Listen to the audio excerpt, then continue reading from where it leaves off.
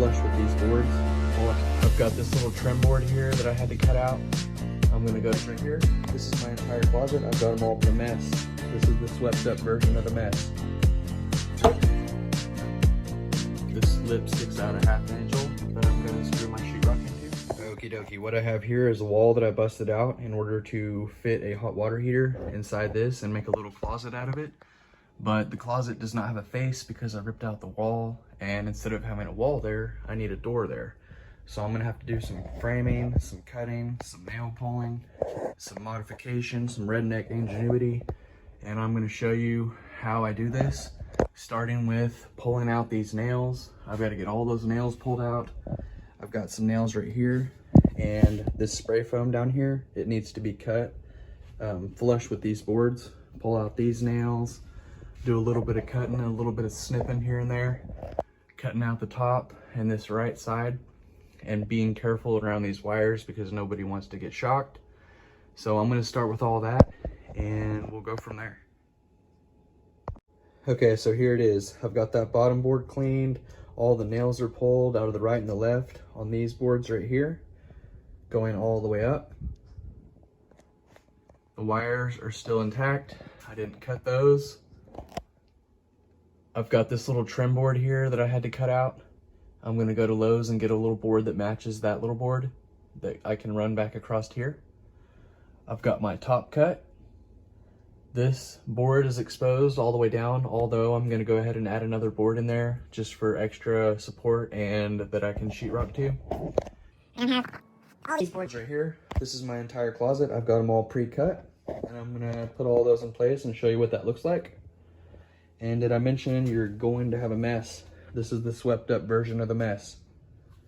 I've got a blanket over my doorway going to the rest of the house.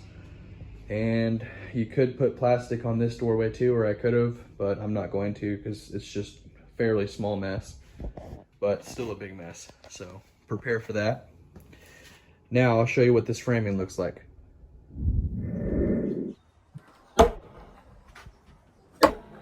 Subscribe or cut. Okay, I have all my boards in. I pre-drilled everything and put 3 in each board. Unless it's really long, then you'll need more. But I would do 1 on the ends and 1 in the middle at least, if it's a shorter one. I left the right side because the door is going to close in over this wall once I make that door. The left side, I have a board here that I can put my hinges on for my door. And then I built the top of the door. This is going to be the height of the door. And right here, this one's back further, you see?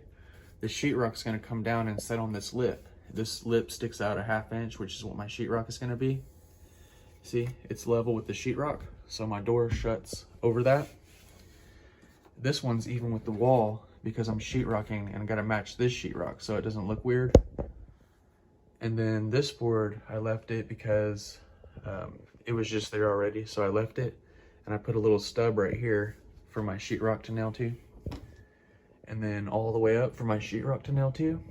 That sticks out far enough now where there's a lip there, where before it was just smooth, if you remember that. The right side, I beefed this up so I have no trouble putting screws in on my sheetrock. There's a board right here in the middle that I'm gonna screw my sheetrock into, and then one at the top as well. But I cut that one short because of the wires, and I didn't put anything here because of the wires. Now I'm gonna show you what this looks like when this top portion is sheetrocked. Okay, so here's the final product without the door. Hinges are gonna go here, door here. The lip idea worked out good. This 2x4 is smooth with that sheetrock, and this sheetrock is smooth with this sheetrock. And all my nails went in good. You can see around the edges, the borders of the sheetrock. And then the board that I put in the middle, there's 2 screws that I put on that board. It fits nice. The only thing left is I have to mud and tape and then go get a trim piece for this. So if you're curious about this door and seeing what this door turns out to look like, then go ahead and follow me to my next video where I'm going to show you how to make a plywood door, a cheap plywood door that works and functions and looks nice. And I'll also show you how the sheetrock turned out. If this video was helpful in any way, go ahead and like it, subscribe to the channel if you like home improvement videos. See you next time.